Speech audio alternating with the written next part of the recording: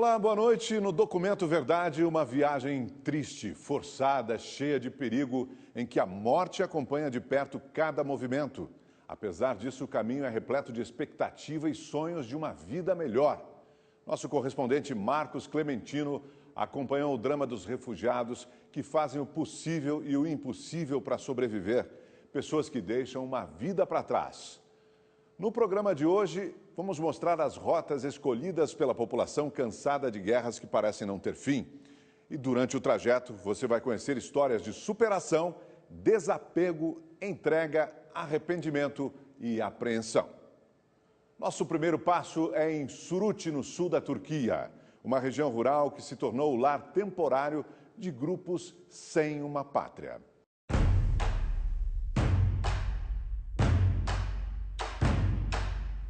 Suruç hoje serve de escala para milhares de famílias que fogem da guerra na Síria. A sensação de alívio para quem escapou da morte se mistura com a frustração de abandonar tudo às pressas. We lost our country, I think that. You will smell the smell of death, just smell of death. Chegar até aqui é o primeiro passo para uma longa jornada, mas a gente já volta a falar deles. Essa estrada, que no momento está bloqueada, dá acesso à cidade síria de Kobani, que fica a cerca de 10 quilômetros a partir do ponto onde nós estamos. Além da fuga em massa de refugiados, existe também outro problema. Milhares de jovens simpatizantes dos grupos radicais islâmicos, vindos principalmente de países do Ocidente, tentam percorrer o caminho inverso para entrar na Síria e também no Iraque. Aqueles que conseguem furar o bloqueio do exército turco passarão então a combater em prol dos terroristas. Também conhecido como Daesh, o Estado Islâmico é um grupo radical sunita, uma das ramificações do islamismo, e foi criado a partir do braço iraquiano da Al-Qaeda, a rede terrorista responsável pelos ataques de 11 de setembro de 2001 contra as Torres Gêmeas em Nova York. Com mais estrutura, amplo território conquistado e maior capacidade de recrutamento, o grupo tem atraído jovens do mundo todo. Mais de 20 mil estrangeiros de 50 países se juntaram aos milicianos somente em 2014. Práticas como a decapitação de inimigos e a pena de morte a homossexuais são algumas das crueldades dos jihadistas que interpretam de forma radical a Sharia, a lei islâmica. Além de alvo dos terroristas, a Síria vive em guerra civil há mais de 4 anos. A oposição luta para derrubar o ditador Bashar al-Assad, o governo para mantê-lo. Em 2013, o Estado Islâmico se aproveitou dos conflitos para tomar parte da região e agora a Rússia faz bombardeios para defender o regime de Assad. O mesmo acontece no Iraque. Os confrontos entre o governo e os rebeldes, que também envolvem os terroristas do Estado Islâmico, deixaram 12 mil mortos em 2014. Embora o número seja assustador, nem chega perto dos 53 mil sírios assassinados desde o início dos conflitos, o que explica o medo e a fuga em massa desse povo. Parte dos refugiados seguiu rumo à Europa. Quem não tinha condições financeiras ficou pelo caminho. 24 acampamentos oficiais na Turquia ajudam a aliviar a situação dos quase 2 milhões de sírios registrados no país. Alguns locais com 35 mil moradores, praticamente uma cidade. O governo do país decidiu assumir o controle desses abrigos, ao invés de contar somente com a ajuda do Alto Comissariado da ONU para os Refugiados. O problema é que nesses campos, todos erguidos nas províncias de fronteira com a Síria, não cabem mais do que 265 mil refugiados. O restante daqueles que fugiram da guerra vivem em situações precárias, às vezes junto a campos oficiais, à espera de vagas, sem dinheiro, comida e assistência médica. Assim mesmo, eles resistem bravamente. Pelo caminho, um acampamento sem qualquer apoio do governo. O campo de Arimirkan, que leva o nome de uma jovem combatente, morta aos 20 anos e símbolo da resistência curda. O acampamento pertence ao PKK, Partido dos Trabalhadores do Kurdistão, classificado pela Turquia como grupo terrorista. Por aqui, 500 pessoas vivem em 75 barracas. E já foi pior, diz a administradora do local. Medi conta que o espaço chegou a abrigar, ao mesmo tempo, 4.000 pessoas, 570 delas crianças.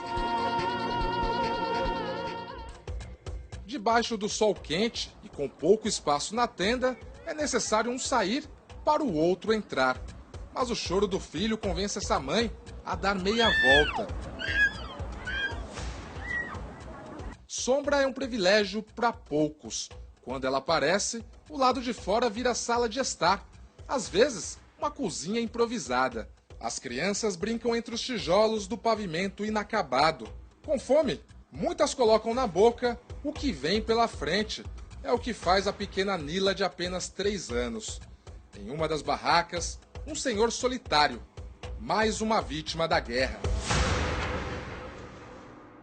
Este aqui é seu Ahmed, de 59 anos. Ele trabalhava numa fazenda na Síria e agora vive nessa tenda com a esposa. Ele estava me contando que há exatamente 1 ano o Estado Islâmico lançou uma bomba na casa dele. Como consequência, seu Ahmed perdeu as 2 pernas. Dentro de casa, seu Ahmed se locomove do jeito que dá e ainda enfrenta dificuldades com as próteses por falta de uma fisioterapia adequada. Ele sonha em voltar para casa. O problema é que o imóvel não existe mais, pois ficou completamente destruído. Do lado de fora, fila para receber alimentos básicos doados por uma organização humanitária.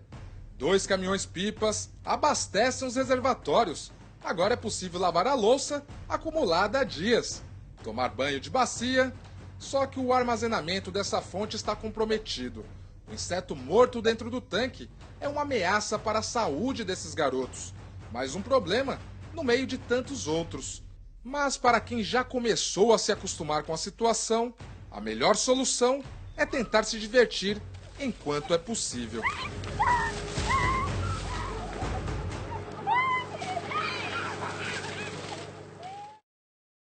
Os ataques da coalizão liderada pelos Estados Unidos forçaram o Estado Islâmico a recuar.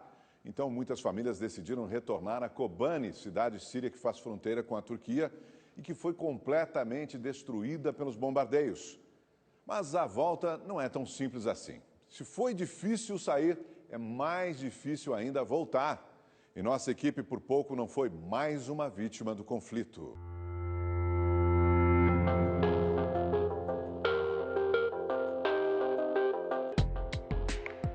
Próximo à cerca de arame farpado, é possível ver a cidade síria de Kobani. Atravessá-la é correr o risco de ser alvejado por soldados turcos que vigiam a fronteira.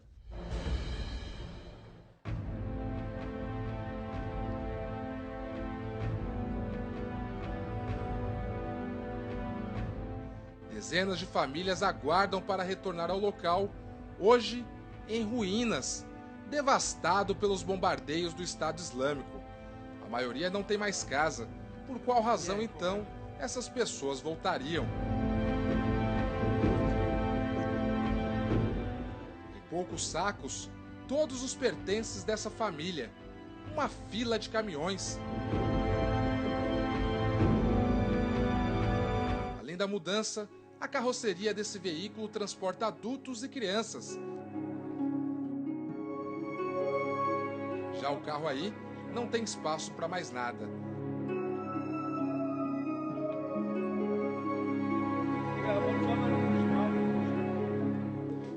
Ansioso para retornar à cidade natal, Anwar perdeu as contas de quanto tempo está parado na fronteira. Com ele, 2 filhos e a mulher grávida. Apesar das dificuldades, Adi, a esposa, prefere dar à luz em solo sírio. Olha, gente, essa daqui é uma família que está aguardando já 5 horas para tentar voltar à Síria, território onde eles estão longe por mais de 2 anos. Essa bebê, por exemplo, ela não conhece a Síria ainda, ela tem 3 meses, nasceu na Turquia e agora vai ter a oportunidade de conhecer a terra natal dos seus familiares, inclusive da sua avó, que tem 62 anos, e está acompanhando aí todo esse drama dos refugiados, vivendo na pele, até voltar agora para a Síria e tentar reconstruir a sua vida. Dona Waterra tenta levar a situação com bom humor e dá risada da própria desgraça. Mas o trauma da guerra choca quem ainda não tem tanta experiência. Depois de ter visto tantas armas e bombas, o garotinho fica com medo da câmera e do microfone, apontados em direção da avó.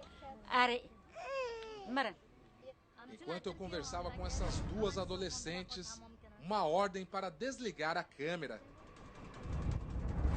Nesse momento, soldados turcos expulsaram a gente daqui porque eles consideram que nenhum jornalista ou outra pessoa que não seja de origem síria pode permanecer no local. E eles ameaçaram de prender a gente, então é melhor ir embora. Vamos nessa. Depois do susto, a música do rádio ajuda a aliviar a tensão. Na terra onde milhões de deslocados sofrem com a guerra, até o sol pede refúgio entre as montanhas.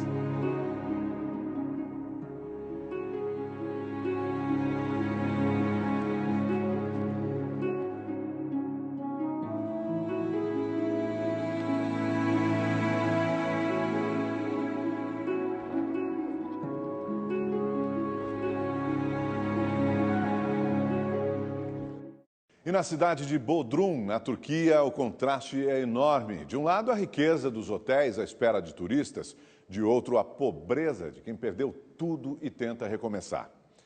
Em meio à desigualdade, muita gente aproveita o desespero para arrancar dinheiro daqueles que mal têm o que comer. E é por isso que um dos locais mais dolorosos da nossa viagem se tornou também símbolo deste êxodo do século XXI. Resorts, barcos de luxo, um paraíso à beira do Mediterrâneo. O local é convidativo, tanto para a prática esportiva, quanto para a travessia ilegal. Aliás, pela estrada costeira é fácil ver as ilhas gregas, logo ali do outro lado, a porta de entrada para a União Europeia. Em alguns trechos, a distância entre a Grécia e a Turquia chega a apenas 5 quilômetros, o que faz o local um corredor marítimo para imigrantes desesperados. Iludidos por contrabandistas, em botes superlotados, a história das vítimas se repete todos os dias. E foi exatamente nesse ponto do balneário turco que a causa a favor dos refugiados ganhou a atenção merecida. Junto dela, porém, o corpo de um menino de apenas 3 anos, morto em um trágico naufrágio. Naquela quarta-feira, 2 de setembro, o cadáver do pequeno Aylan Kurdi foi fotografado sobre a areia da praia de Alioka Burnu. As imagens correram pela internet, estamparam as capas dos jornais e ganharam homenagens de artistas. O irmão de 5 anos, Galip, e a mãe Hiran também morreram na tragédia, além de mais 12 cidadãos sírios que viajavam no bote. Da família Kurdi, sobreviveu apenas o pai de Aylan, seu Abdullah, que revelou pagar aos traficantes uma quantia equivalente a 17 mil reais pela travessia, versão contestada por outros sobreviventes que o acusam de ter sido o capitão daquela embarcação. Com uma câmera escondida, andei durante 2 dias pelas ruas da cidade em busca de informações sobre a travessia ilegal. Na recepção de um hotel, o contato de alguém que poderia ajudar. Fui até o centro da cidade, num ponto bastante movimentado.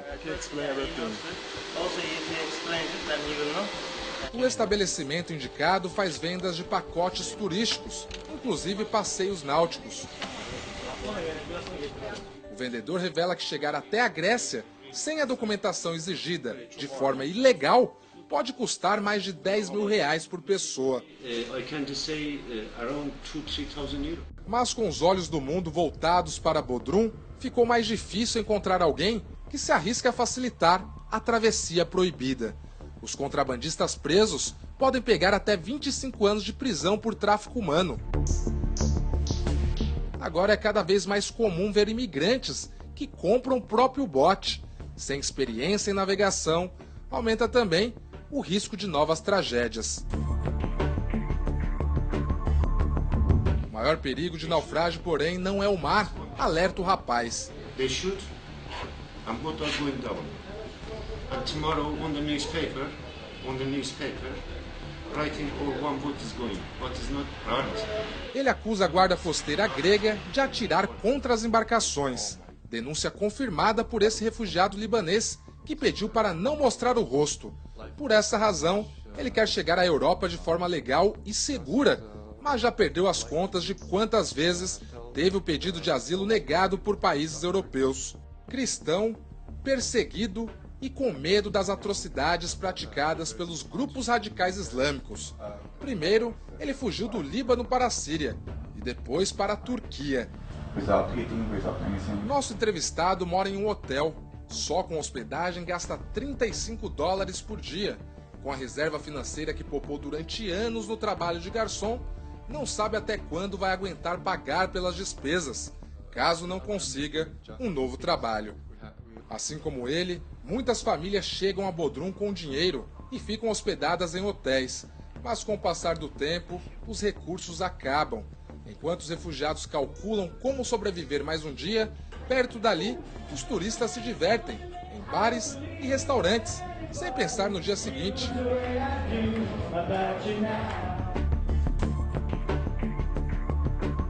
Já nas ruas, adultos e crianças pedem esmola. Aqueles que não morreram no mar vivem em terra firme, um verdadeiro inferno. Como esse taxista sírio, que agora caminha em busca de alimentos. À sombra do pai, outras vezes sobre o ombro, o garotinho Ziad, de apenas 3 anos, já enfrenta a dura realidade. Chefe de família, 23 anos, Isa viajou com a família, a mulher e 7 filhos, durante 2 meses. Há 3 dias eles dormem na orla da praia, em plena escuridão. A esposa dele, Rima, pediu para que eu segurasse a caçula Zinep de apenas 1 mês, enquanto tenta dar atenção à outra filha, de 1 ano, que chorava com fome. Eu ajudo e acompanho a missão de uma mãe que tenta acalmar os filhos, vítimas de um mundo injusto e perigoso. E é em meio à escuridão que muitos refugiados tentam chegar à Europa. A porta de entrada é a Grécia. Na ilha de Kos, a equipe do Documento Verdade conheceu histórias de pessoas que acreditam num futuro melhor. É madrugada em Bodrum, horário preferido dos imigrantes para a travessia ilegal até a Grécia. Com a baixa visibilidade noturna, as autoridades costeiras enfrentam dificuldades na fiscalização, o que resulta no aumento do número de acidentes. 3h30 da manhã. Após horas à procura de uma embarcação com refugiados, eis que surge uma luz suspeita, próximo ao ponto onde eu estou. Fui até o local. A iluminação vista de longe era do celular do jovem Bartur. Ele prepara um pedaço de frango para dividir com os 4 amigos, todos de origem curda. Embora o pequeno barco ao lado os denuncie, eles negam a viagem. Dizem celebrar apenas um luau. Assim mesmo, a canção em coro fala sobre despedida.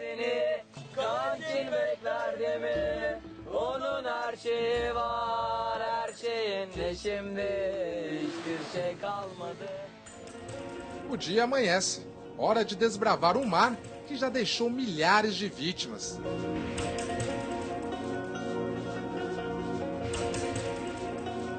A Organização Internacional para a Migração estima que quase 3.000 pessoas morreram na arriscada travessia pelo Mediterrâneo somente em 2015. No mesmo ano, mais de 500 mil de pessoas chegaram à Europa pelo mar. A maior parte, cerca de 400 mil, com destino à Grécia, nesse mesmo percurso que fazemos agora.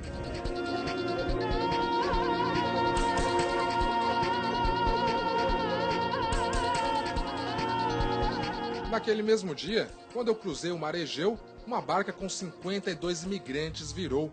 12 pessoas morreram, entre elas 4 crianças e um bebê. Com 25 anos de experiência, o capitão do barco onde estou é testemunha de naufrágios quase todos os dias. Iefan diz que é comum ver coletes salva-vidas e botes de borrachas vazios, boiando sobre a água. Os corpos não são mais vistos, não existem mais e não há ninguém para chorar pelos mortos. Sem autorização para efetuar resgates em alto mar, o máximo que o capitão pode fazer é comunicar às autoridades pelo rádio quando vê alguém em apuros, lamenta.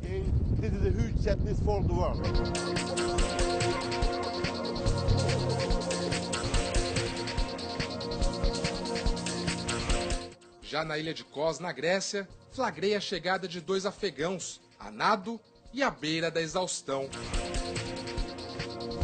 Na necessidade, o ser humano arruma forças de onde nem sabia que existia.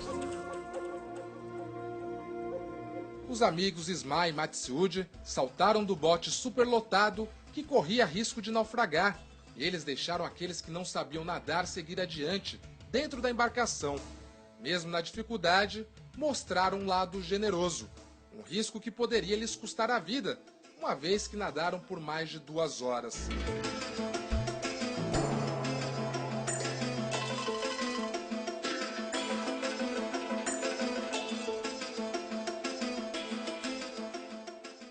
Olha, sobre a areia da praia, a quantidade de coletes impressiona. Olha só aqui a quantidade de coletes deixados para trás após a chegada de mais refugiados. E no bote completamente vazio, as crianças brincam ali, ó.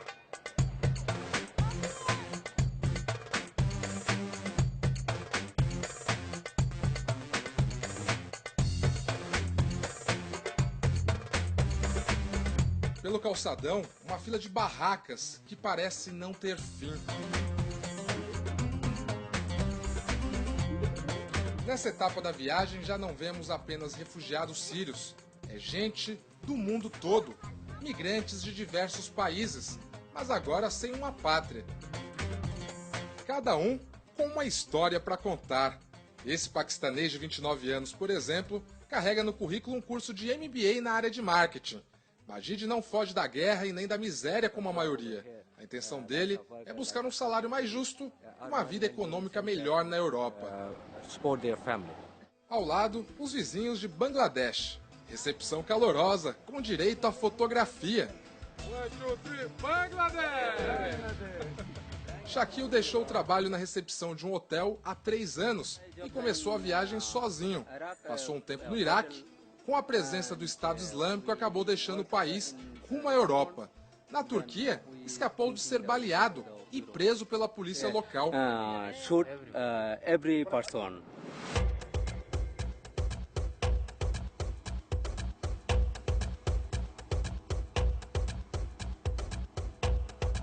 O banho dos acampados em Kos acontece debaixo de chuveirinhos instalados na beira da praia.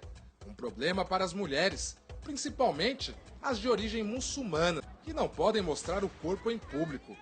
Até quem não é adepto às tradições do Islã tem dificuldades. É o caso dessa cabeleireira iraniana. Marjan, 34 anos, chegou há 3 dias e ainda não tomou banho. Diz que as autoridades os tratam pior do que os animais. E ela tem razão. Os gatos na Grécia recebem carinho, comida e até doação em dinheiro. Mas há também quem se abdique da própria vida para ajudar outros seres humanos. A holandesa Anke Wissinga aproveitou a folga nos estudos e agora distribui água e alimentos. It's just so special to do something like this, distribute water and fruit, and people are so thankful. So that's so nice to see.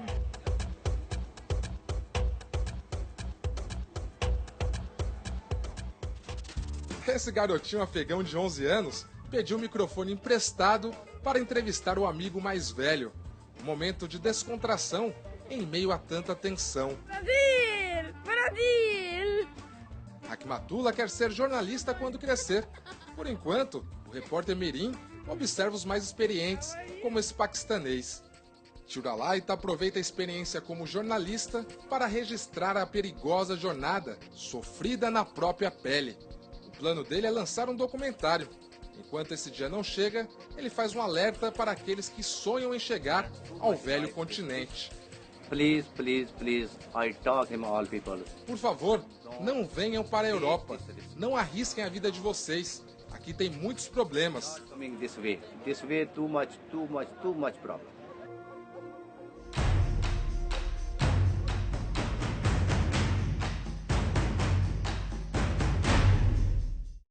Mesmo já dentro da Europa, alguns imigrantes se arriscam mais uma vez. Tudo pelo sonho de chegar ao Reino Unido. Para isso, se juntam em acampamentos em condições degradantes, chamados de selvas.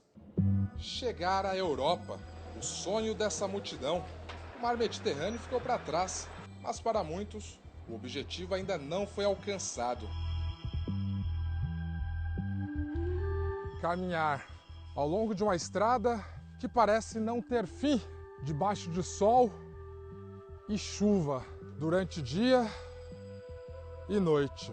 Esses imigrantes percorrem cerca de 3.000 quilômetros até a região de Calais, no norte da França. Alguns conseguem carona clandestinamente em trens e caminhões. E então, mais um obstáculo: o Canal da Mancha, que liga a França com a Inglaterra. São 50 quilômetros por baixo do mar, através do Eurotúnel. O perigo está nos trens em alta velocidade e cabos de alta tensão.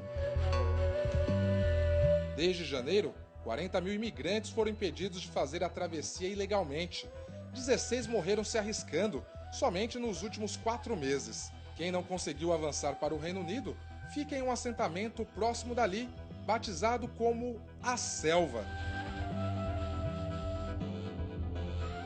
Sem esgoto ou eletricidade, a população se acomoda em barracas de lona. Há também casas maiores, construídas com madeira. Só que em todas elas, a água e o banheiro estão do lado de fora, para o uso coletivo. Com o crescimento desordenado surgiu o comércio. Aqui nessa mercearia é possível comprar comida, roupas e produtos de higiene pessoal. E esse afegão chegou há 20 dias. A loja dele ainda é pouco movimentada, mas Barrian já faz a previsão de faturamento. Calcula vender em média 300 euros por dia. O restaurante é uma das opções dessa pequena cidade. A refeição custa 3 euros. Com a alta demanda por produtos, cresce também o mercado ilegal. A fabricação clandestina de cigarros é uma delas. A cada dia chegam mais pessoas à selva. Descontentes com a França e sem autorização para chegar à Inglaterra, os imigrantes por aqui se multiplicam. O governo francês estima que cerca de 3.000 pessoas vivam no local, mas esse número pode ser ainda maior. 7.000, informa um dos líderes da comunidade. Uma boa parte teve o pedido de asilo negado na França. Por isso, o país vizinho agora se tornou a única opção. A estrutura precária do lugar põe em risco a vida dos moradores. O paquistanês Shakil registrou o momento em que barracas foram atingidas pelo fogo depois da explosão de um botijão de gás. Uma pessoa ficou ferida. Em meio à situação caótica, a capela é o refúgio para muitos. Antes perseguidos, agora os cristãos têm onde rezar. O futebol ajuda a distrair esses jovens. Com um cachecol verde e amarelo, Benjamin diz jogar com a mesma habilidade que os brasileiros e vira motivo de piada entre os amigos. Ana Eritrea, mas Brasil. Sou convidado a bater uma bola com o grupo. Esses são os poucos momentos de alegria em meio à triste realidade de quem vive na selva.